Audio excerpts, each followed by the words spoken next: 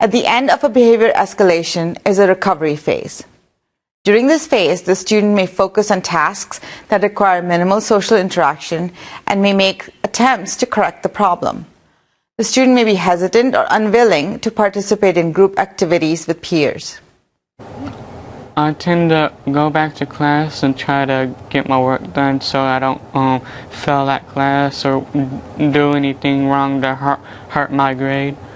I usually go back to working because I know I have to make those grades, so I have to get back on track with my work. During the recovery phase, the instructor should focus on re-establishing routines and activities.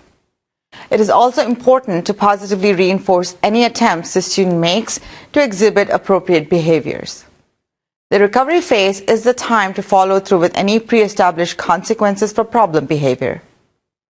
It is also important to debrief with the student during the recovery phase. This should occur after any consequences for problem behavior have been assigned.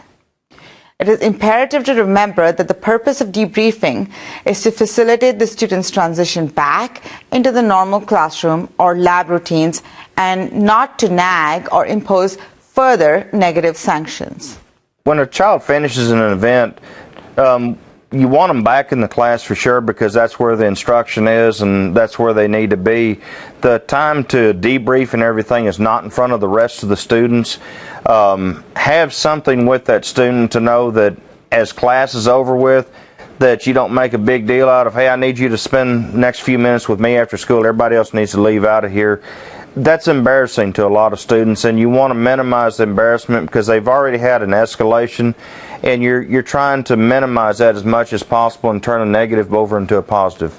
As you debrief with the student, it can be helpful to have him respond to a series of questions such as, what did I do? Why did I do it? What could I have done instead? What do I need to do next? And can I do it?